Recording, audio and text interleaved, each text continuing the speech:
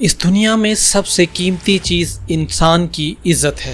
عزت کی تعمیر میں کئی سال لگ جاتے ہیں، مگر ایک چھوٹی سی غلطی عزت کی عمارت کو گرا سکتی ہے۔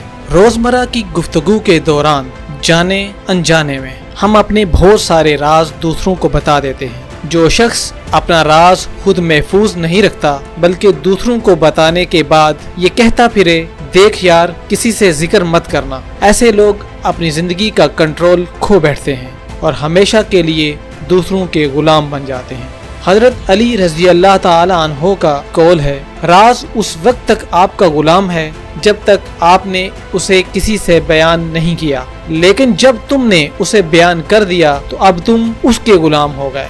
ہم اپنے خواب اور مقاصد دوسروں کو بتانے کے بعد انہیں یہ طاقت دیتے ہیں کہ وہ یا تو ہمارا ساتھ دیں یا ہمیں نیچا دکھائیں۔ کچھ لوگ ہمارے خوابوں پر ہنستے ہیں تو کچھ ہمارے دل میں خوف اور شکوک و شبہات پیدا کرتے ہیں اور خیر خواہی کی آڑ میں ہمیں مقصد سے ہٹانے کی کوشش کرتے ہیں، اور اگر کچھ بھی نہ کر پائیں تو حسد ضرور کرتے ہیں۔ یاد رکھیں، حسد ایک منفی قوت ہے، اس لیے حسد سے پناہ مانگنے کے لیے اللہ نے خود تعلیم دی ہے۔ کہہ دیجئے اے محبوب، میں حاسد کے شر سے جب وہ حسد کرے صبحوں کے رب کی پناہ مانگتا ہوں۔ جس طرح بیج کو مٹی میں چھپاتے ہیں، اس کی پرورش کرتے ہیں، جب یہ تیار ہوتا ہے تو خود بخود ظاہر ہو جاتا ہے۔ بالکل یہی کام ہمیں اپنے خوابوں اور مقاصد کے ساتھ کرنے کی ضرورت ہے۔ اللہ تعالیٰ نے قرآن پاک میں حضرت یعقوب علیہ السلام کی زبان سے ادا ہونے والے الفاظ میں ذکر کیا ہے، اے پیارے بچے، اپنے اس خواب کا ذکر اپنے بھائیوں سے مت کرنا، ایسا نہ ہو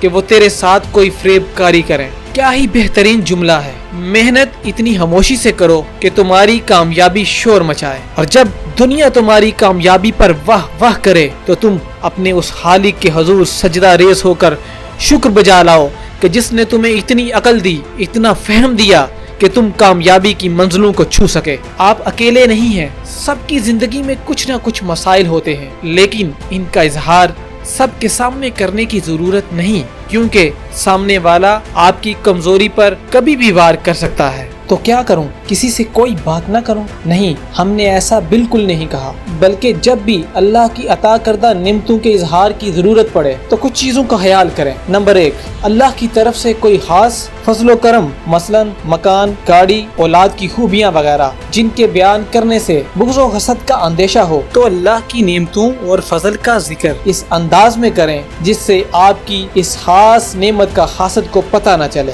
حدیث نبوی میں ہے، اپنے مقاصد کو حاصل کرنے کے لیے رازداری کو اپناؤ، اس لیے کہ ہر نعمت والے کے ساتھ حسد کیا جاتا ہے۔ نمبر 2، اگر اپنا کوئی راز بتانا بھی ہے تو ایک احتیاط ضرور کرو۔ حضرت علی فرماتے ہیں، اس شخص کو کبھی اپنا راز مت بتاؤ جس کا کوئی راز تمہارے پاس نہ ہو، مطلب تمہارا راز اس کے پاس اور اس کا راز تمہارے پاس۔ تیسری بات، کتنا بتانا ہے؟